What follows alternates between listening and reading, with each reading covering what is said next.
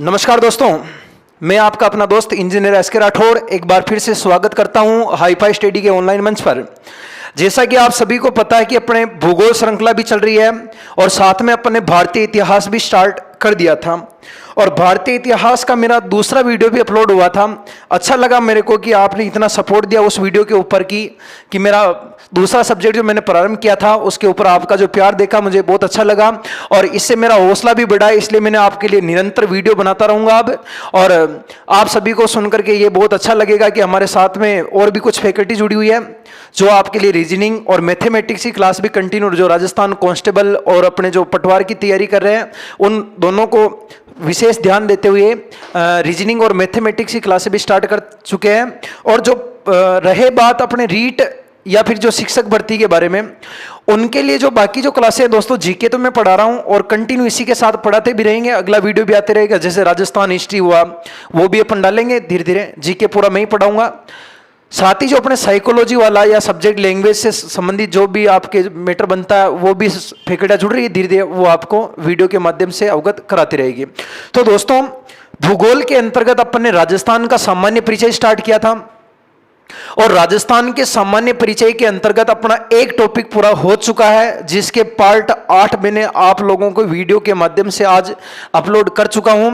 और आज हम पढ़ेंगे राजस्थान भूगोल का बहुत ही इंपॉर्टेंट टॉपिक दोस्तों, जिसका नाम होता है अपने, बहुत ही इंपॉर्टेंट टॉपिक है, यानी भूगोल के अंतर्गत सबसे लंबा टॉपिक मानो तो भी यही होगा और सबसे इजी टॉपिक मानो तो भी यही होगा। देखो वो होता कौन सा दोस्तों, तो वो होता अपने राजस्थान का भौतिक प्रदेश, यानी राजस्थान के भौतिक प्रदेश। आज अपन दोस्तों राजस्थान के भौतिक प्रदेशों के बारे में पढ़ेंगे कि वास्तव में भौतिक प्रदेश क्या होते हैं और राजस्थान को टोटल कितने भौतिक प्रदेशों में बांटा गया है। इन चीजों के बारे में आज अपन विस्तृत अध्ययन करेंगे। देखो, आप सभी जानते हो सबसे पहले तो राजस्थान का भौतिक प्रदेश अपन पढ़ने का प्रयत्न कर रहे हैं। वीडियो को पूरा जरूर देखना, बहुत ही लंबा चैप्टर है थोड़ा। जितना आप इजी वे में इसे समझने का प्रयास, जितना मैं इजी वे में आपको लोगों को यहाँ पर एक्सप्लेन कर सकता हूँ उतना मैं यहाँ पर पेश करूंगा। और वीडियो के साथ बने रहिए आप पूरे के पूरे। और मैं आपसे एक बार फिर से कहना चाहता हूँ कि अगर आपने वीडियो को लाइक कमेंट शेयर नहीं किया तो जल्दी से जल्दी शेयर कर दीजिए और अधिक से अधिक स्टूडेंट को बोलिए कि इस चैनल को सब्सक्राइब करें, क्योंकि हम आपके साथ निरंतर जुड़े हुए हैं और आप हमारे साथ जुड़े हुए हो। इसी के साथ अपन आज स्टार्ट करते हैं राजस्थान का भौतिक प्रदेश। और इस राजस्थान के भौतिक प्रदेश में अपन पढ़ेंगे दोस्तों कि राजस्थान की क्या क्या भौतिक विशेषताएं हैं और किस तरीके से उनका वर्गीकरण किया गया। चलो तो आओ अपने टॉपिक के ऊपर। देखो, सबसे पहले अपन दोस्तों बात करें कि भौतिक होता क्या है, ठीक है ना। एक तो चीज होती है भौतिक और एक होता है अपने प्रदेश, ठीक है ना दोस्तों।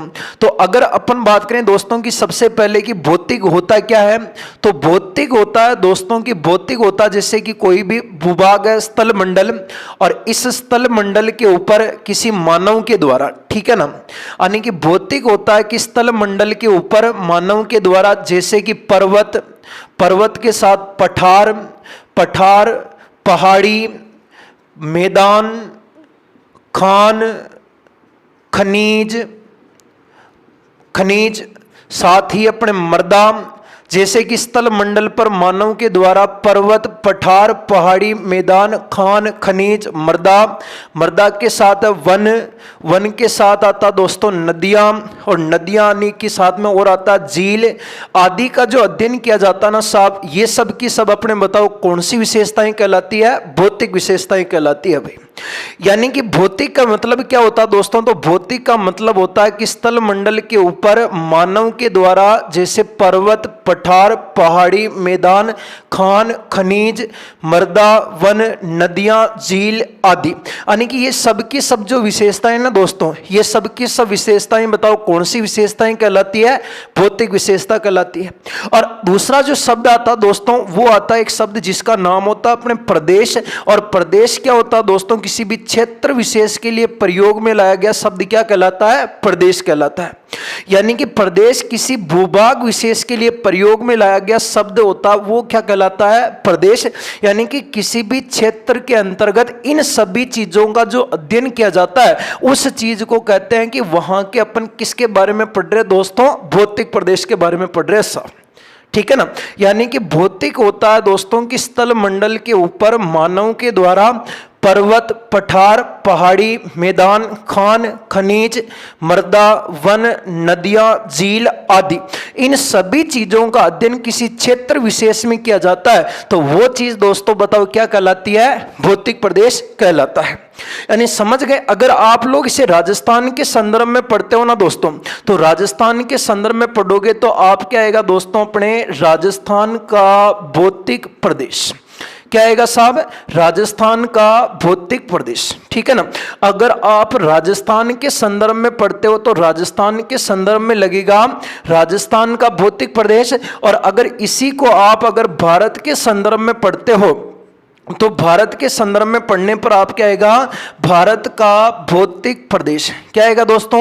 भारत का भौतिक प्रदेश। यानी कि दोनों विशेषताओं में आप लोगों को क्या पढ़ना पड़ेगा मेरे साथियों? भौतिक विशेषताएं पढ़ना पड़ेगा। यानी क्षेत्र विशेष में इन सभी चीजों का अध्ययन करना क्या कहलाता है? भौतिक कहलाता है। और क्षेत्र के लिए किस शब्द का प्रयोग होता है? प्रदेश। राजस्थान के संदर्भ में आप लोग क्या लगोगे? राजस्थान का भौतिक प्रदेश। और भारत के संदर्भ में मेरे साथियों आप लोग क्या बोलोगे? भारत का भौतिक प्रदेश पढ़ोगे। अब इसी के साथ अपन देखें राजस्थान का, भारत का भूगोल अपन जब पढ़ेंगे तब अपन पढ़ेंगे भारत का भौतिक प्रदेश। फिलहाल अपन पढ़ रहे अपने राजस्थान का भौतिक प्रदेश। ठीक है ना भाई। यानी कि भौतिक क्या होता है समझ गए। मेरे साथ साथ एक बार बोलना, अपन वीडियो देखते रहना, साथ साथ बोलना कि भौतिक का मतलब होता है स्थल मंडल पर, अरे बोलो, स्थल मंडल पर मानव के द्वारा पर्वत, पठार, पहाड़ी, मैदान, खान, खनिज, नदियां, झील, मृदा, वन इत्यादि का जो अध्ययन किया जाता है वो चीज क्या कहलाती है? भौतिक कहलाती है। और किसी क्षेत्र विशेष के लिए प्रयोग में लाया गया शब्द क्या कहलाता है? प्रदेश। और इन सभी विशेषताओं को अगर किसी क्षेत्र विशेष में आप लोग पढ़ते हो तो वो चीज मेरे साथियों क्या कहलाती है? भौतिक प्रदेश कहलाती है। अब आपको यहां पर ध्यान रखना दोस्तों कि राजस्थान के संदर्भ में क्या ध्यान रखना। अगर अपन बात करें मेरे साथियों कि राजस्थान को भौतिक प्रदेशों में बांटने का प्रयास किन किन लोगों ने किया था, यहां पर आप लोगों को सीधा सीधा उल्लेख मिलेगा कि मेरे साथियों सबसे पहले अगर मैं आपको कहूं कि राजस्थान का सर्वप्रथम प्राकृतिक विभाजन, कौन सा विभाजन दोस्तों? प्राकृतिक विभाजन, नेचुरल तरीके से, समझ रहे हो ना। यानी प्रकृति के आधार पर अगर मैं आपको कहूं कि राजस्थान का सर्वप्रथम प्राकृतिक विभाजन किसने किया था तो राजस्थान का पहली बार प्राकृतिक विभाजन करने वाले व्यक्ति का नाम दोस्तों बताओ क्या था? वीसी मिश्रा। क्या नाम था दोस्तों? वीसी मिश्रा। और वीसी मिश्रा ने राजस्थान का पहली बार प्राकृतिक विभाजन 1966 से लगाकर के 1968 के मध्य किया था। और इसने राजस्थान के दोस्तों टोटल भाग कितने बनाए थे? तो इसने राजस्थान को टोटल कितने भागों में बांटा था? 7। यानी कि अपन फिजिकल डिवाइड पढ़ रहे हैं राजस्थान का। ठीक है ना। और राजस्थान का सबसे पहले भौतिक विभाजन करने वाला कौन था? तो मेरे साथियों राजस्थान का सर्वप्रथम भौतिक विभाजन जो प्राकृतिक रूप से किया था वो बताओ किसने किया था? वीसी मिश्रा ने। और वीसी मिश्रा ने विभाजन कब किया था? 1966 से 68। और बताओ भाग कितने के थे? 7। यानी पहली बार विभाजन वीसी मिश्रा ने किया था 1966 से 68।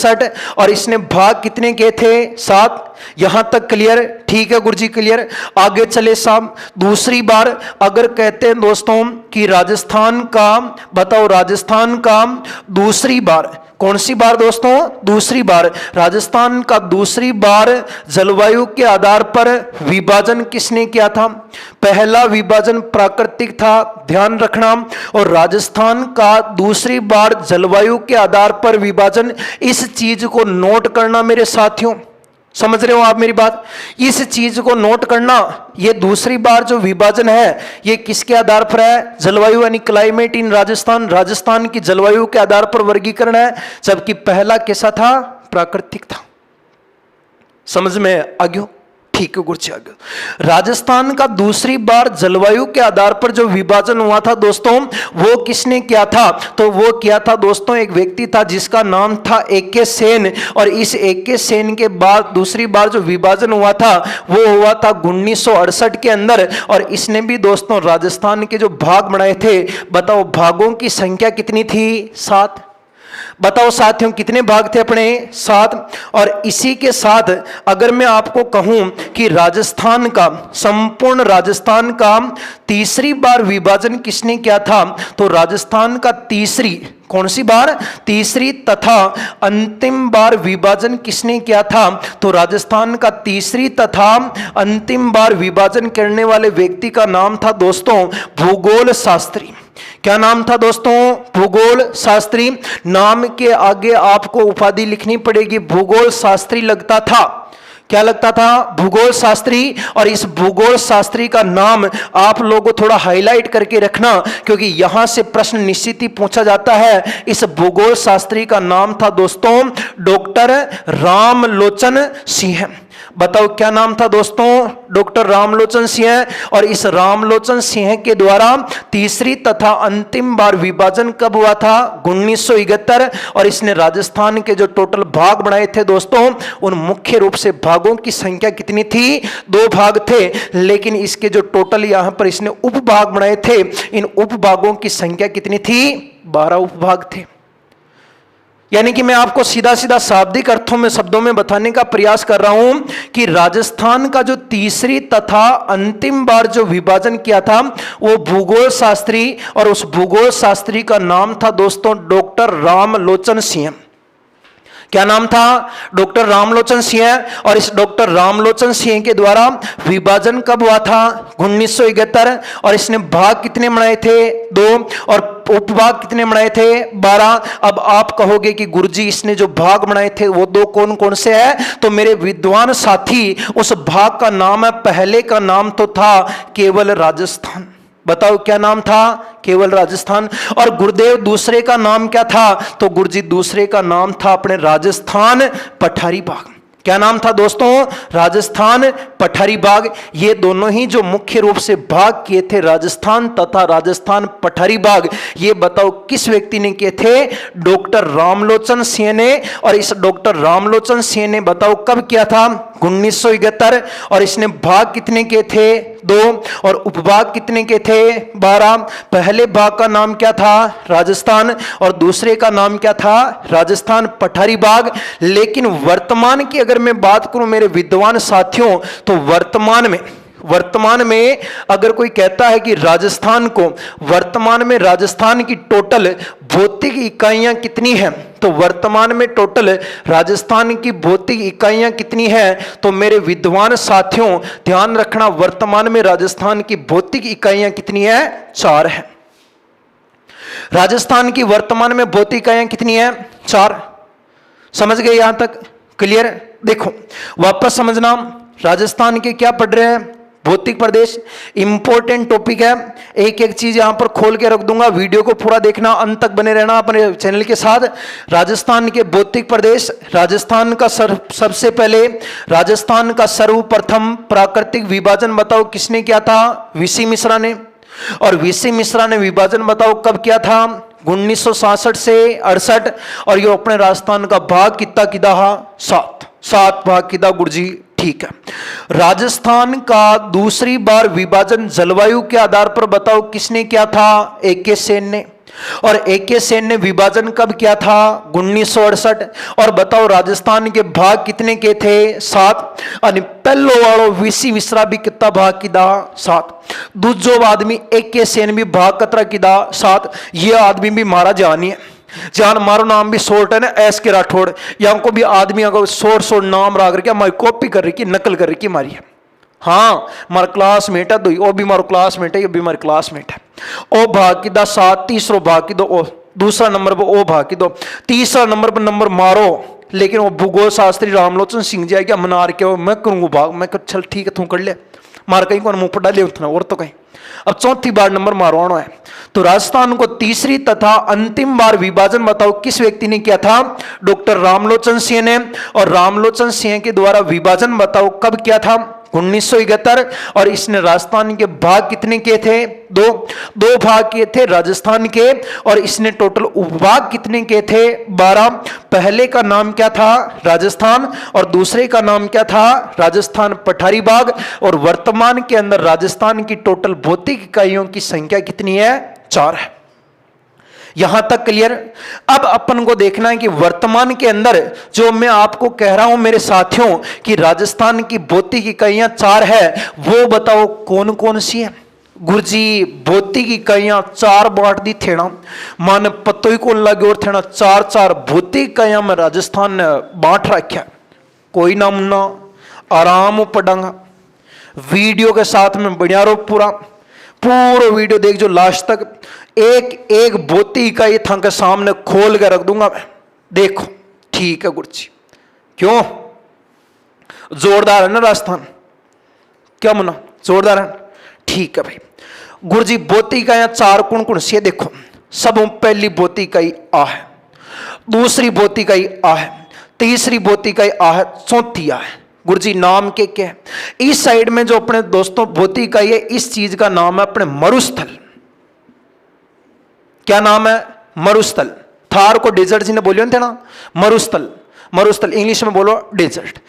इस साइड में था एक पर्वतमाला फैली थी दोस्तों, बहुत खतरनाक पर्वतमाला, बहुत बहुत बहुत बहुत लंबी पर्वतमाला।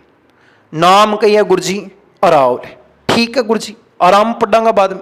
अब बार सिर्फ नाम ही ध्यान रखना, एक एक चीज आराम से आगे। इस साइड में कौन सी है? मैदान। और यहां जो भौतिक विभाजन का भाग है दोस्तों, वो कौन सा है? पठार। राजस्थान की भौतिक इकाइयां कितनी है? 4 भौतिक इकाइयां राजस्थान की। पहली को नाम किया है मरुस्थल, दूसरी कौन सी है? अरावली, तीसरी कौन सी है? मैदान, चौथी कौन सी है? पठार। राजस्थान की दिशा कौन सी होगी? उत्तर। या राजस्थान की दिशा कौन सी होगी? दक्षिण। या राजस्थान की दिशा कौन सी होगी? पूर्व। और या राजस्थान की दिशा कौन सी होगी? पश्चिम। राजस्थान का पश्चिमी भाग में कहीं फैलो है मरुस्थल, राजस्थान का पूर्वी भाग में कहीं फैलो है मैदान, राजस्थान का मध्यवर्ती भाग में कहीं फैली है अरावली, और राजस्थान का दक्षिण पूर्वी भाग में बताओ कहीं फैली तक है पठार। समझ में आग्यो के? आगे चला, इजाजत दे दिया करो रे लाला। अब देखो, अपन एक एक भौतिक विशेषताओं के बारे में पढ़ेंगे। बताओ मेरे साथ में एक बार, राजस्थान का पहली बार प्राकृतिक विभाजन बताओ किसने किया था? मन में बोलियो। अरे वीसी मिश्रा। वीसी मिश्रा ने विभाजन कब किया था? 1966 से 68। भाग कितना किया? 7। दूसरी बार विभाजन बताओ किसने किया था? ए.के. सेन। और ए.के. सेन ने बताओ विभाजन कब किया था? 1968। भाग कतरा की दाम? 7। और तीसरी बार विभाजन किसने किया था? भूगोल शास्त्री। और इस भूगोल शास्त्री का नाम क्या था? डॉक्टर रामलोचन सिंह। और डॉक्टर रामलोचन सिंह के द्वारा विभाजन कब हुआ था? 1971। और इसने भाग कितने किए थे? 2। और उपभाग कितने किए थे? 12। पहले वाले भाग का नाम क्या था? राजस्थान। और दूसरे का नाम राजस्थान पठारी भाग। और वर्तमान में टोटल भौतिक इकाइयां कितनी है? 4। पहली को नाम मरुस्थल, दूसरी को नाम अरावली, तीसरी को नाम मैदान, चौथी को नाम पठार। अब अपन पढ़ेंगे मेरे साथियों, एक एक मेरे साथ में जुड़े रहना वीडियो के साथ में, और अंत तक जरूर देखना। इस चीज को पूरे एक्सप्लेन कर रहा हूं, और आप लोग सोच रहे होंगे कि सर में आज इतना जोश और जुनून कैसे आ चुका है। मेरे वीडियो के साथ बने रहना मेरे दोस्तों। इसी जोश और जुनून के साथ मैं आपको जीके का हर एक वीडियो यूट्यूब के माध्यम से घर बैठे अवेलेबल करवाऊंगा। बस आग्रह है आपसे कि वीडियो अगर पसंद आता है तो लाइक, कमेंट और शेयर जरूर करते रहना। अब देखो, राजस्थान के भौतिक प्रदेश में अपन सबसे पहले पढ़ रहे हैं दोस्तों मरुस्थल। क्या पढ़ रहे हैं मेरे साथियों? मरुस्थल। मरुस्थल क्या है? मरुस्थल तो मैंने आपको बताया था मेरे साथियों, जब पृथ्वी की उत्पत्ति हुई थी। देखना, सुनना मेरी बात। ये जैसे कि अपना ग्लोब है, पहले ग्लोब आग का गोला था। आग का गोला था। इस ग्लोब के ऊपर मेरे साथियों, विद्वान साथियों, ग्लोब के ऊपर दो भाग हुआ करते थे।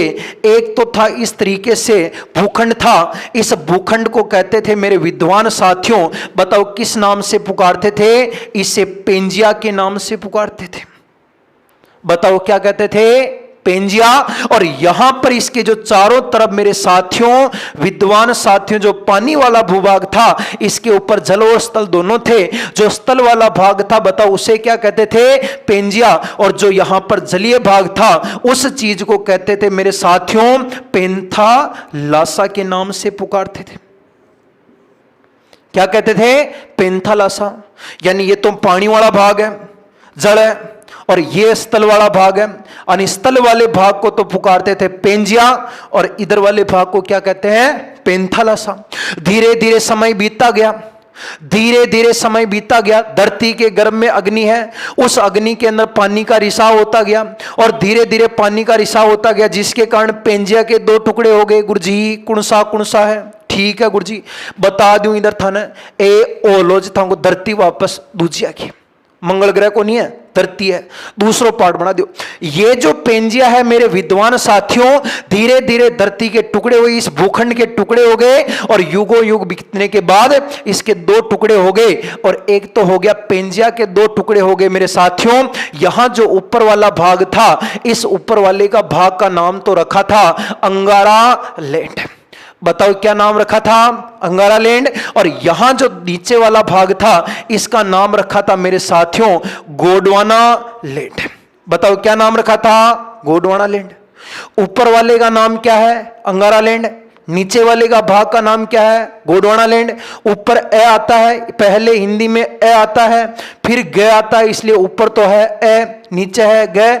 अंगारा लैंड और गोंडवाना लैंड। और जो पेंथालासा था, ये जो बीच में दोस्तों समुद्री भाग था, जो चारों तरफ यहां पर जो पानी भरा था, इस चीज को दोस्तों एक पेंथालासा से नाम परिवर्तित करके एक सागर का नाम दे दिया गया। और बताओ उस सागर का नाम क्या रखा गया? टेथिस सागर रखा गया। क्या नाम रखा गया? टेथिस सागर। ठीक है गुरुजी, बहुत अच्छी बात बताई। यानी कि पहली एक भागो जी को नाम कहियो पेंजिया, स्थल वाला भागो जी को नाम कहियो पेंजिया, और एक पानी वाला भाग को नाम कहियो पेंथालासा।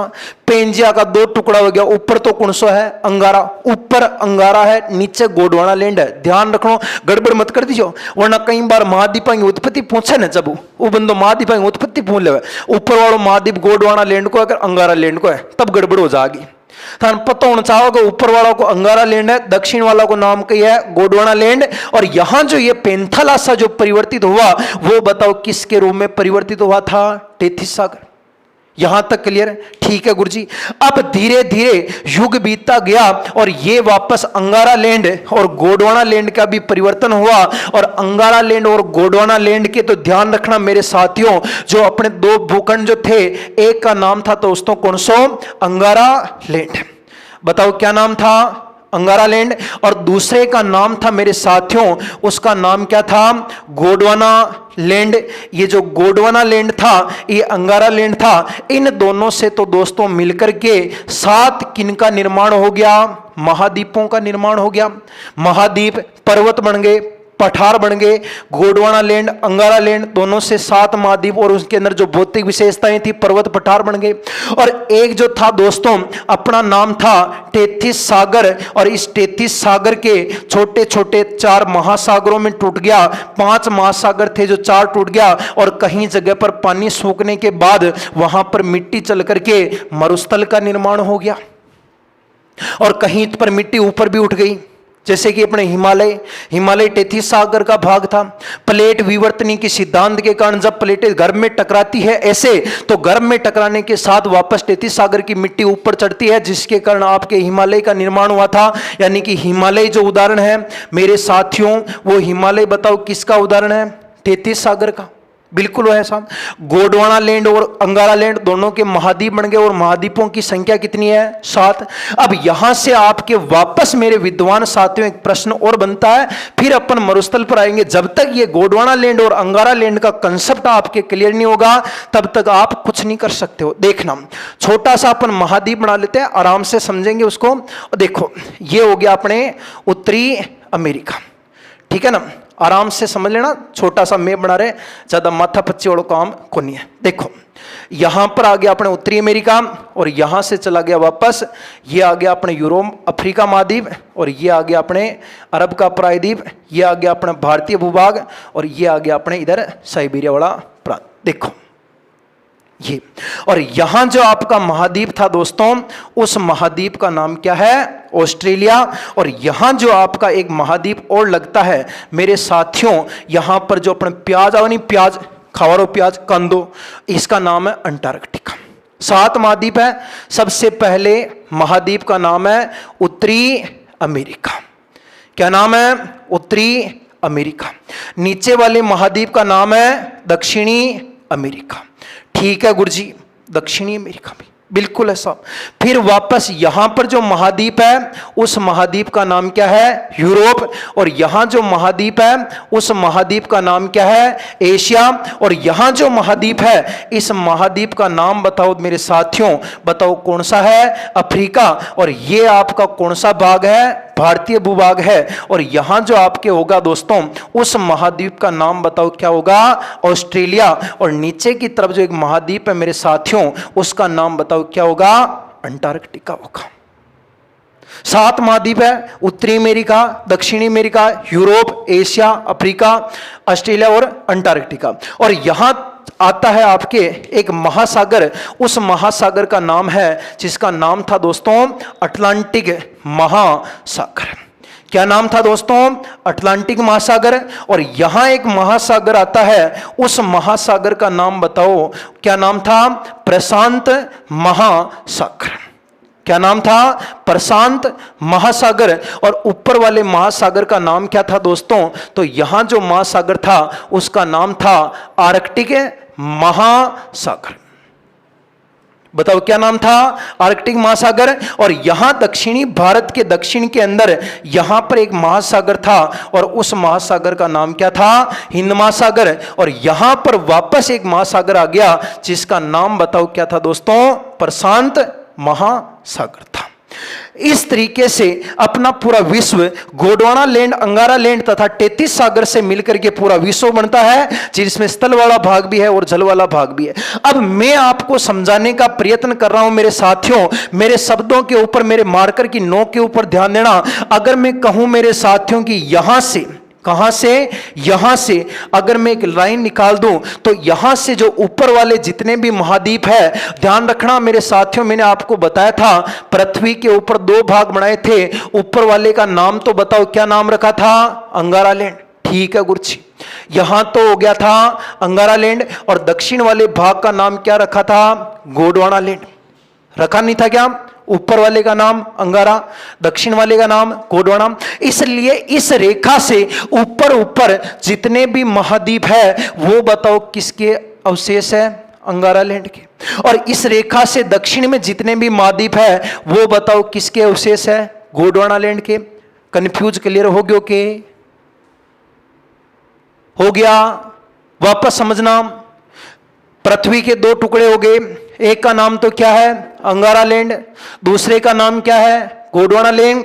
जब तक आप इस वीडियो को पूरा नहीं देखोगे तब तक यहां पर आपका कंसेप्ट क्लियर नहीं होगा। ध्यान रख लेना, मैंने ये सिद्धांत पृथ्वी का जो उत्पत्ति हुई थी मैंने आपको पहले नहीं पढ़ाया था, यहां पर समझ लेना वापस। अंगारा लैंड और गोंडवाना लैंड, इस रेखा से ऊपर जितने भी महाद्वीप है वो सब के सब बताओ किसका अवशेष है? अंगारा लैंड। और रेखा से दक्षिण में जितने भी है वो किसका अवशेष है? गोंडवाना। अब रेखा से पहला महाद्वीप कौन सा है? उत्तरी अमेरिका। दूसरा कौन सा है? यूरोप। तीसरा कौन सा है? एशिया। ठीक है गुरुजी, यानी कि मैं कह रहा हूं आपको कि यानी कि जो आपका अंगारा लैंड है, कौन सा दोस्तों? अंगारा लैंड। इस अंगारा लैंड से कितने महाद्वीपों की उत्पत्ति हुई थी? 3। बताओ पहला जो महाद्वीप था उस महाद्वीप का नाम क्या था? तो उस महाद्वीप का नाम था दोस्तों उत्तरी अमेरिका। क्या नाम था? उत्तरी अमेरिका। और इसी के साथ दूसरे जो महाद्वीप था उस दूसरे महाद्वीप का नाम मेरे साथियों बताओ कौन सा था? यूरोप। और तीसरे महाद्वीप का नाम था, बताओ उस महाद्वीप का नाम क्या था दोस्तों? एशिया। यानी आपको पूछेगा कि उत्तरी अमेरिका, यूरोप महाद्वीप और एशिया महाद्वीप बताओ किसके अंग है? अंगारा लैंड के। जबकि आपको पूछेगा दक्षिणी अमेरिका, अफ्रीका महाद्वीप, भारत का दक्षिणी भाग या एशिया का दक्षिणी भाग भी कह सकते हो, एशिया महाद्वीप का दक्षिणी भाग, और ऑस्ट्रेलिया और अंटार्कटिका, ये बताओ किसका भाग होगा? गोंडवाना लैंड का भाग होगा। कंफ्यूज क्लियर के? कोई समस्या को नहीं? कोई को नहीं? ऊपर वाले रेखा से ऊपर वाले 3 महाद्वीप है, उत्तरी अमेरिका, यूरोप महाद्वीप, एशिया, ये सब बताओ किसके अवशेष है? अंगारा लैंड। और रेखा से दक्षिण में आ गया दक्षिणी अमेरिका, अफ्रीका, दक्षिणी भारत यानी एशिया का दक्षिणी भाग, ऑस्ट्रेलिया और अंटार्कटिका, ये बताओ आपके किसका अंग होगा? गोंडवाना लैंड का। और बाकी महासागर और मरुस्थल जो बने हुए वो सब के सब किसका भाग है? तैतीस सागर का पार्ट होगा। अगर यहां तक अगर आपको समझ में आया होगा तभी आप आगे भौतिक विशेषताओं को आराम से पढ़ पाओगे, वरना नहीं पढ़ पाओगे। ठीक है ना? एक बार इसका स्क्रीनशॉट ले लो, फिर अपन आगे की ओर चलते हैं। ठीक है गुरुजी? Okay sir.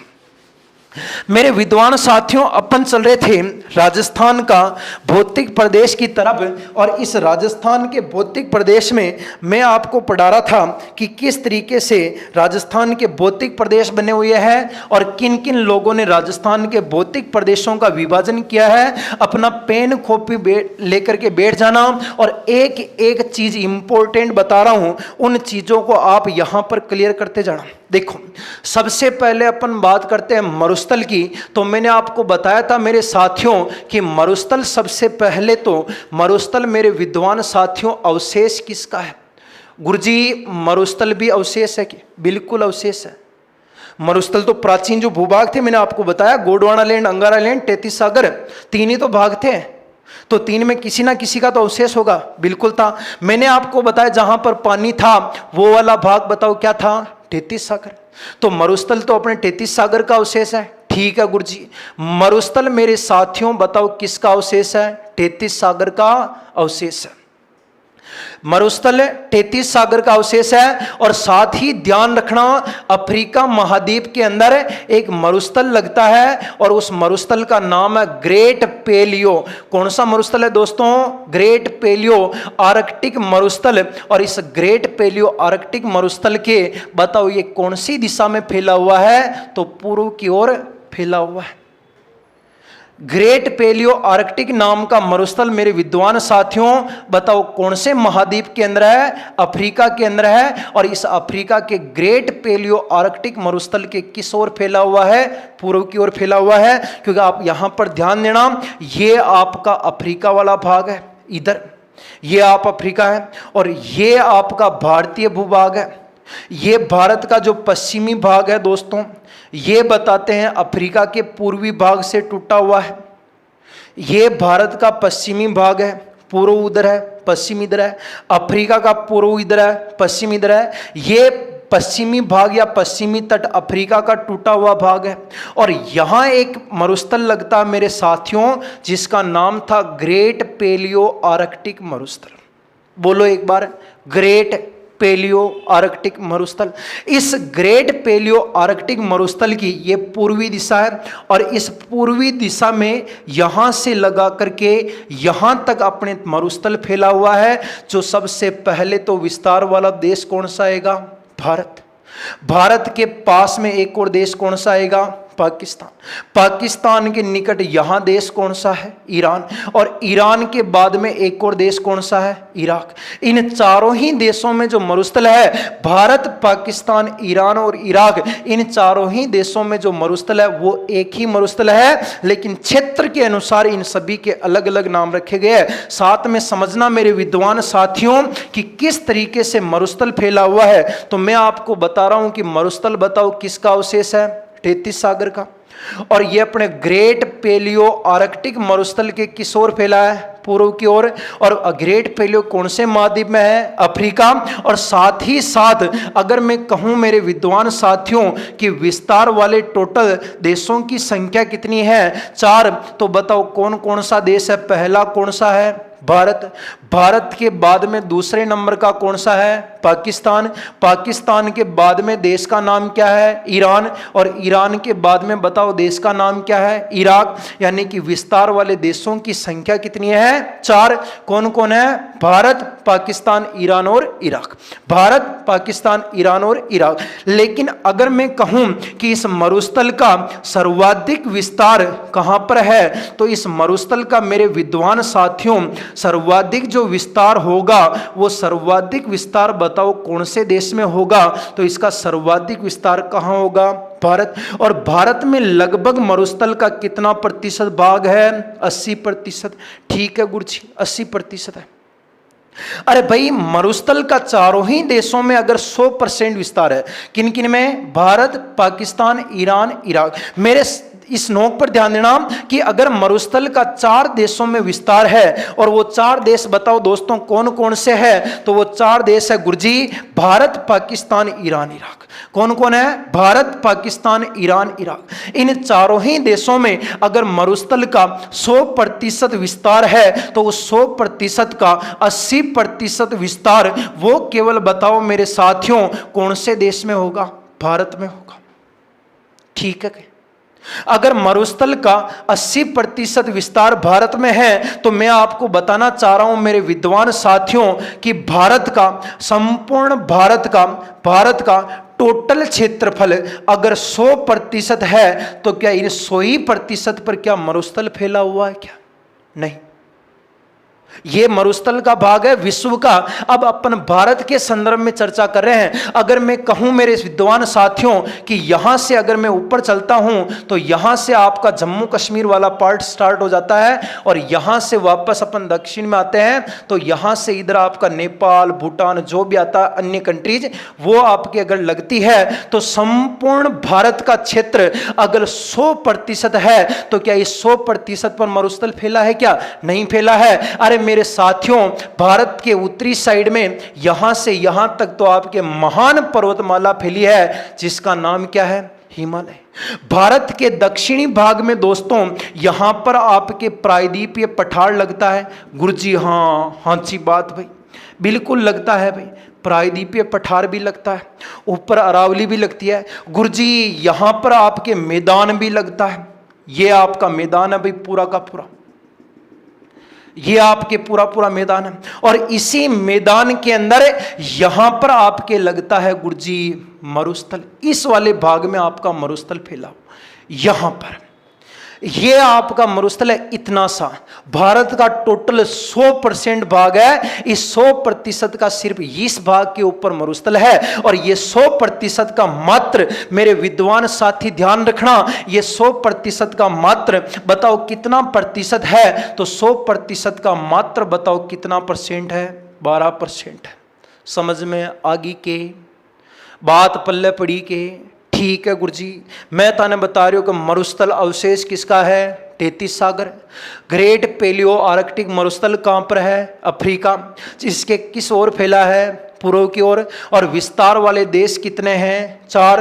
कौन कौन है? Bharat, Pakistan, Iran, Iraq. और बताओ सर्वाधिक विस्तार कहां पर है? भारत। भारत में कितना परसेंट है गुरुजी? 80%। और ये 80% विस्तार ध्यान रखना, 80% विस्तार अगर मैं भारत के संदर्भ में बताऊं, तो ये 80% विस्तार भारत के कहां पर दोस्तों? भारत के लगभग 12% भूभाग पर फैला हुआ है। भारत के लगभग 12% भूभाग पर फैला हुआ है। थोड़ा सा ध्यान रखना, बात पल्ले पड़ी के ओ वालो भाग मरुस्थल को है मैदान के अंतर्गत, या भी है, ओ भी है, सब मिलाकर के कितना परसेंट है?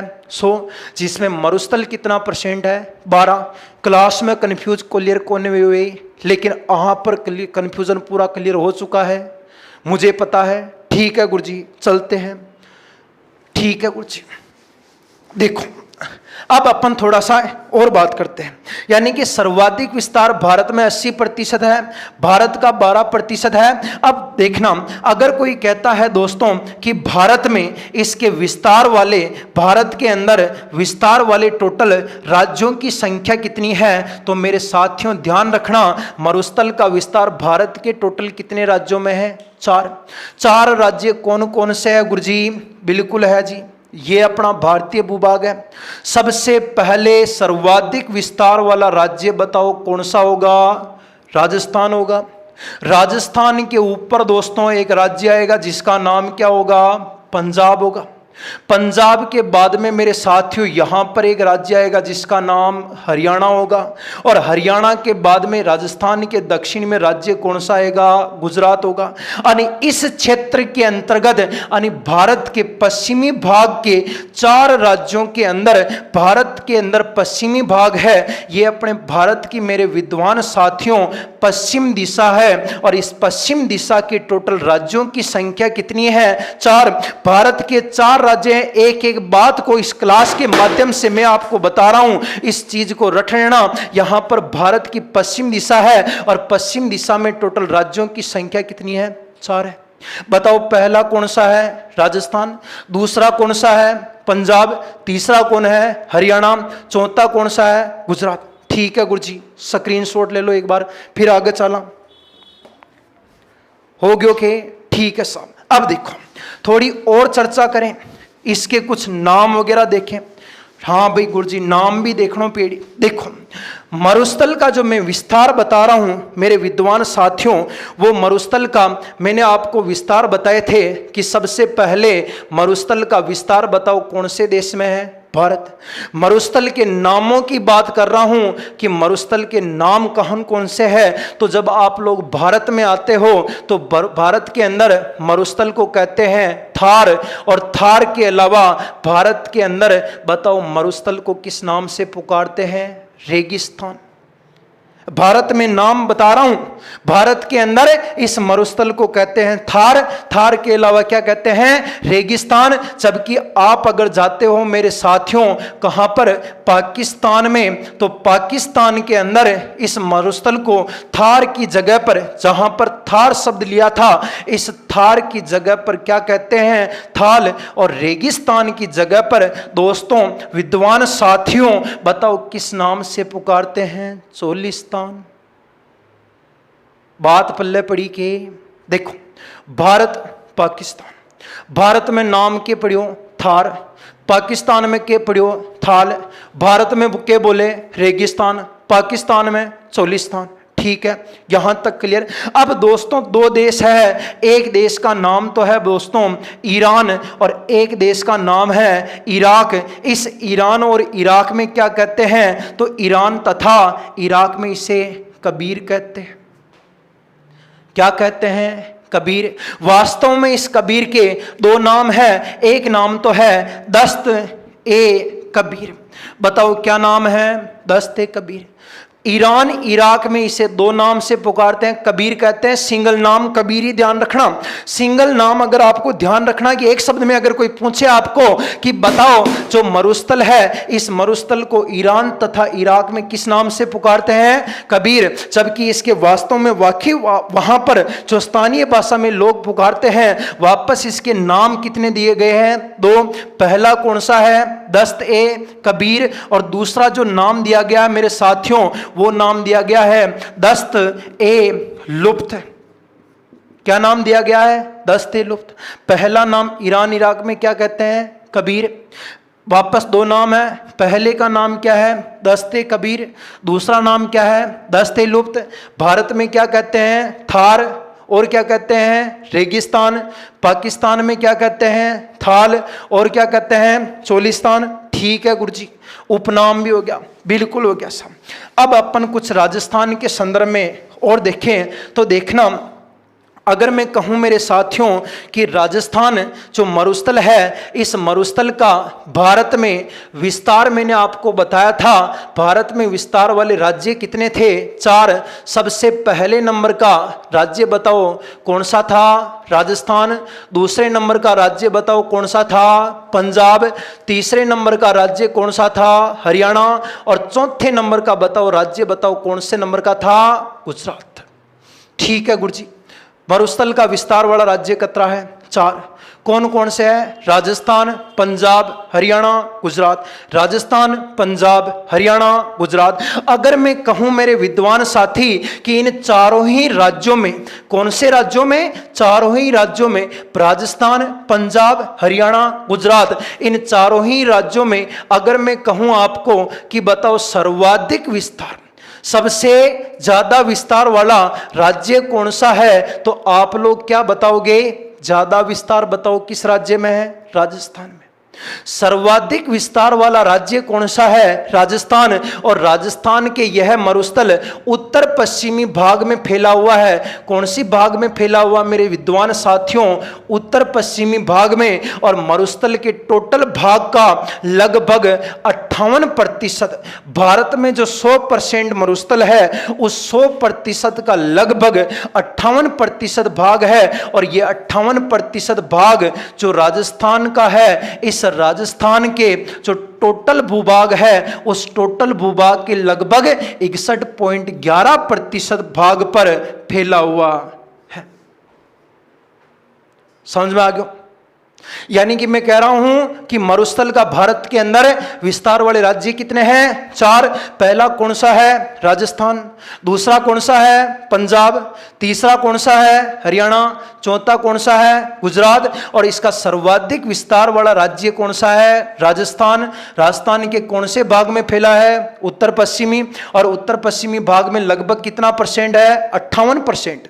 भारत में अगर मरुस्थल 100% है तो उस 100% 4 राज्यों में फैला हुआ है। उन चारों राज्यों का 100% में से केवल 58% भाग जो फैला है, बताओ वो केवल कौन से राज्य में है? राजस्थान। और ये राजस्थान का भूभाग बताओ कितना परसेंट है? 61.11%। और इसी 61.11% यानी मरुस्थल के ऊपर राजस्थान की मेरे साथियों ध्यान रखना, टोटल जनसंख्या में से लगभग 40% जनसंख्या निवास करती है।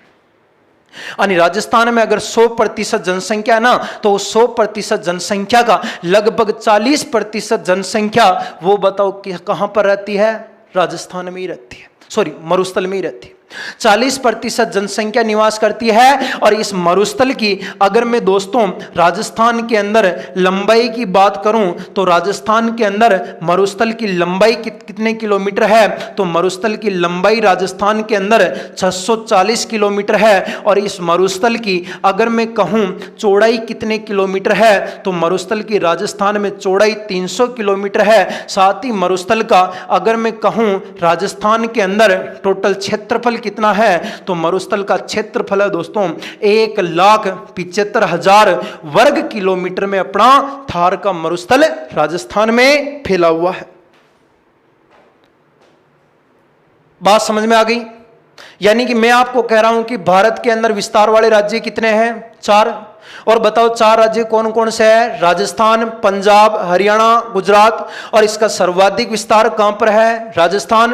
राजस्थान की दिशा कौन सी है? उत्तर पश्चिमी। और उत्तर पश्चिमी भाग कितना परसेंट है? 58। और ये 58% भाग राजस्थान के भूभाग का कितना परसेंट है? 61.11%। जहां पर राजस्थान की कुल जनसंख्या में से कितना परसेंट है? 40%। और मरुस्थल की लंबाई कितने किलोमीटर है? 640। मरुस्थल की चौड़ाई कितने किलोमीटर है? 300।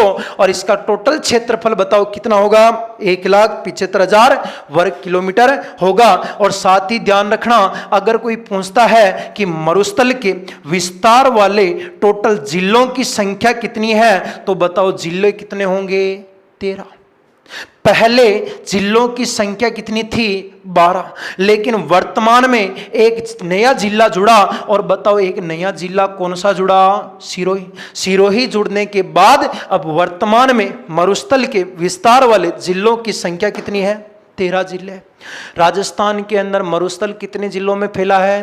13 जिलों में। थोड़ा सा 13 जिले कौन कौन से देख लेना, स्क्रीनशॉट ले लो। आगे चलें क्या? ठीक है गुरु जी, ओके भाई। देखो अब मैं आपको बता रहा हूं मेरे साथियों, मरुस्थल राजस्थान के टोटल कितने जिलों में फैला है? 13। तो देखना मरुस्थल का राजस्थान के अंदर विस्तार वाले जिले बता रहा हूं, और विस्तार वाले टोटल जिलों की संख्या कितनी है? 13। 4 जिले ध्यान रखना। सबसे पहले नंबर का जिला बताओ कौन सा है? तो उस जिले का नाम बताओगे कौन सा? बाड़मेर। बाड़मेर के बाद जिला बताओगे कौन सा? जैसलमेर। जैसलमेर के बाद में जिला कौन सा बताओगे? बीकानेर। और बीकानेर के बाद में जिला कौन सा बताओगे? श्री गंगानगर। ठीक है गुरु जी, हाँ भाई ठीक है, कोई दिक्कत को नहीं। वो वही जिले हैं जो पाकिस्तान के साथ सीमा बनाते हैं। गंगानगर, बीकानेर, जैसलमेर, बाड़मेर, चारों बना रहे थे, चारों हो गया। ठीक है गुरु जी, अगला कौन कौन सा? शेखावाटी क्षेत्र पूरा ही है। जैसे कि जिले का नाम हो गया एक, गंगानगर के पास में जिला को नाम क्या है? हनुमानगढ़। ओ गुरु जी हनुमानगढ़ भी आओगे? बिल्कुल आओगे। हनुमानगढ़। हनुमानगढ़ के बाद में एक और जिलो जी को नाम किया चूरू। चरू चरू चूरू नहीं, पानी बिरबाग चूरू को नहीं, चरू है, चूरू है, चूरू। ठीक है, चूरू। चूरू के बाद में जिला को नाम है सीकर। खुश होकर सीकर। सीकर के बाद में जिला को नाम है चूरू सीकर। सीकर के बाद में जिला को नाम है झुंझुनू। कौन सा जिला है? झुंझुनू। हनुमानगढ़, चूरू, सीकर और झुंझुनू। झुंझुनू के बाद में जिला को नाम है नागौर। कई नाम है? नागौर। नागौर के बाद में बताओ जिला को नाम क्या है? जोधपुर। जोधपुर के बाद में जिला को नाम क्या है? पाली। पाली के बाद में जिला को नाम क्या है? जालोर। ये 12 जिला तो पहले, हाँ एक जिलो और नया जुड़ो है, और वह नया जिला को नाम क्या है? सिरोही।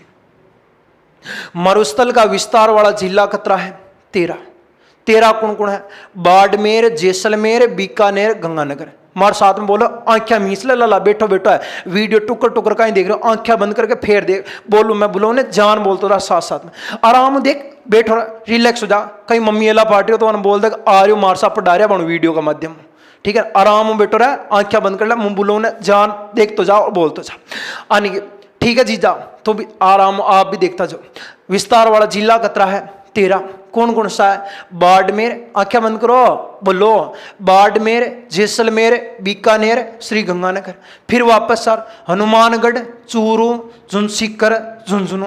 फिर वापस नागौर, जोधपुर, पाली और जालोर। फिर जिलो कौन सा है? सिरोही। ठीक है गुरु जी, 13 जिला हो गया, स्क्रीनशॉट ले ले लाला। ठीक है गुरु जी, इन 13 जिलों में मरुस्थल आपका फैला हुआ है। अब देखना कुछ मरुस्थल के जो फैक्ट आपको ध्यान रखने हैं। ध्यान रखना दोस्तों, ये जो थार का मरुस्थल है, ये थार का मरुस्थल संपूर्ण विश्व का सबसे नवीन मरुस्थल है। नवीन के साथ साथ सबसे युवा मरुस्थल है, और युवा के साथ साथ दोस्तों इस मरुस्थल के अंदर सर्वाधिक जनघनत्व पाया जाता है। यानी विश्व के अंदर जितने भी मरुस्थल है मेरे साथियों, उन मरुस्थलों में से विश्व का सबसे नवीन मरुस्थल है, सबसे युवा मरुस्थल है, सबसे नया है। नयो मतलब यूं को ना काल बनियो मरुस्थल आज मुंह पर डबल आ गया, लाखों सालों पहले बना है, लेकिन जितने भी मरुस्थल उसके बाद में ये बना है। ठीक है, यानी कि ये हमारा स्टूडियो का अंदर या आप जतरा भी वीडियो देख रहा बनो, या मुझ सभा मुँह जाने की बड़ो सभा का मीनू छोटो ही छोटो मुँह, सबू नयो मुँह, जबकि मुँह यूं को ना काल पैदा हो। मैंने 92 साल हो गया, मुँह आज 22 साल को क्यों, अरे 22 साल को मुँह तो इको मतलब मैंने आज को नहीं हो मैं, हाँ लेकिन थका मीनू अपना सबा का मीनू छोटो ही छोटो मुँह।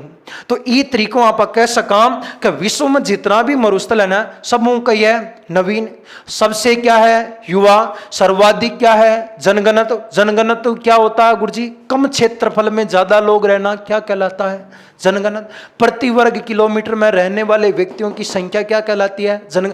गुरुजी 1 वर्ग किलोमीटर में कितना जना रहे? 103 जना रहे। कतरा रेवा है 103। जबकि ध्यान रखना यहां पर मैं आपको नोट डाल करके विशेष लिखा रहा हूं, नोट डाल देना कॉपी में और वहां पर लिखना विश्व के अंदर सर्वाधिक जनघनत्व थार के मरुस्थल का है और जनघनत्व कितना है 103। जबकि अगर आपको कोई पूछे कि विश्व में, संपूर्ण विश्व में सबसे कम जनघनत्व कहां का है, तो संपूर्ण विश्व के अंदर सबसे कम जनघनत्व एक मरुस्थल है लाला, उस मरुस्थल का नाम है गोबी का मरुस्थल। बताओ क्या नाम है? गोबी का मरुस्थल। और गोबी साग बना भाई कोनी है, गोभी की साग बनानी है तो मंगवा लियो। एक देश को नाम है बफर स्टेट का अंदर आवे जी को नाम है मंगोलिया, चीन में ऊपर है, साइबेरिया नीचे है, दोनों के बीच में बफर स्टेट फंस है अपने नेपाल भूटान टाइप में। मंगोलिया का मीना है गोबी को मरुस्थल। सब कम जनगणना पाए जाओगे कितो गुड़जी 1 जन रहे 1 वर्ग किलोमीटर में। अपना 1 वर्ग किलोमीटर में 103 जना की पंटर पोज भेड़ रही है। इस जगह पे 1 किलोमीटर में सिर्फ 1 जन रही है।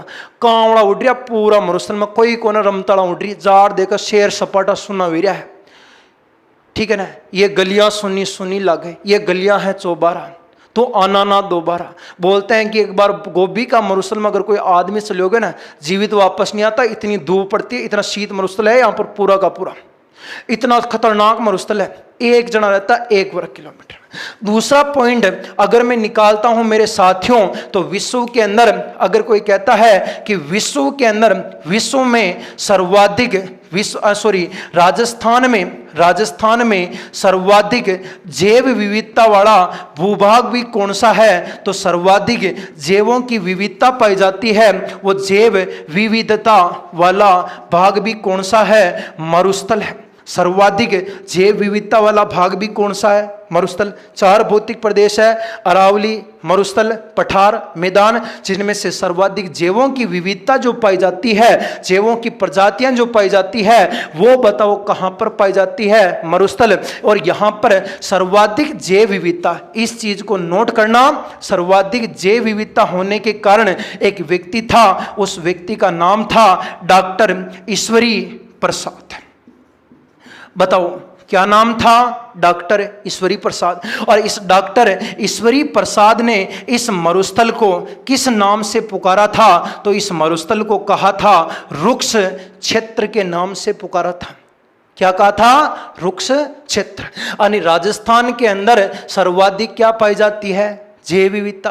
जैव विविधता कहां पर पाई जाती है? मरुस्थल।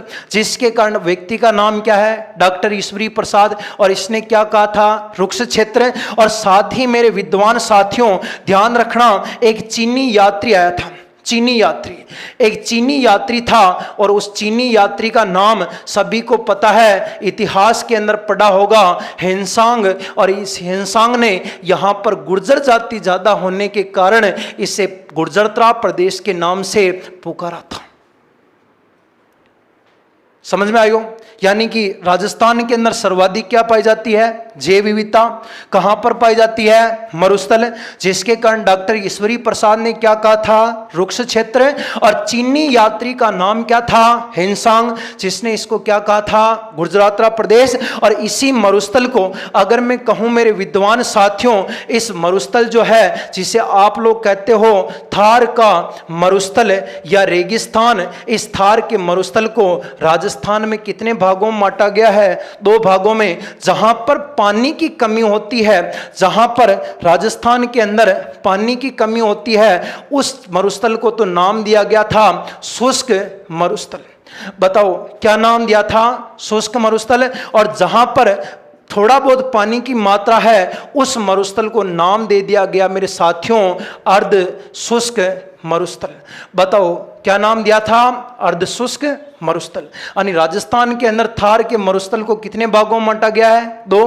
पहला तो कौन सा है? शुष्क मरुस्थल। और दूसरा कौन सा है? अर्ध शुष्क मरुस्थल। मेरे विद्वान साथियों, आशा करता हूं कि आपको ये वीडियो पसंद आया होगा। जो मैंने आपको पढ़ाया है अभी राजस्थान का भौतिक प्रदेश, पहला कंसेप्ट मैंने आपका क्लियर किया है इस वीडियो के माध्यम से। मेरे को नहीं लगता कि इस वीडियो के देखने के बाद आपके दिमाग में मरुस्थल से संबंधित अन्य कुछ दिमाग में घूम रहा होगा। हाँ, घूम रहा होगा कि गुरुजी नेब का क्या है, शुष्क अर्धशुष्क, वो अपन अगले वीडियो में देखेंगे यार, वरना आपको अगले वीडियो का इंतजार ही नहीं रहेगा। अरे यार, बने रहिए हमारे चैनल हाईफाई स्टडी के साथ। और यही इसी जुनून हौसले के साथ मैं आपका अपना दोस्त इंजीनियर एसके राठौड़ निरंतर आपके लिए वीडियो बनाता रहूंगा और ऐसे चुटकियों के अंदर आप लोगों को भूगोल पूरी मुंह पर याद करवा दूंगा, क्योंकि साफ साफ कहता हूं यार, ज्योग्राफी की कहानी इंजीनियर एसके राठौड़ की जुबानी। चैनल को अगर आप लोगों ने अभी तक सब्सक्राइब नहीं किया है तो सब्सक्राइब कर दीजिए, और अगर दोस्तों को शेयर नहीं किया है तो शेयर कर दिए, और अगर वीडियो को आप तो एंड तक देखते हो और पसंद आता है तो लाइक, कमेंट और शेयर जरूर कर देना। और खास करके इस वीडियो पर, यह वीडियो आपको किन लोगों को कितना पसंद आया, आप कमेंट बॉक्स में कमेंट करके बता देना, और क्या कमी रही है इस कमी को भी आप मेरे जो कमेंट बॉक्स है वहां पर दे देना। और निरंतर आपको मैं बता दूं कि ज्योग्राफी का जो वीडियो होता है रोजाना देखने के बाद मैं उसका टेलीग्राम के अंदर क्विज के माध्यम से टेस्ट ले रहा हूं। शाम को 7 से 9 बजे तक टेस्ट का टाइम रहता है।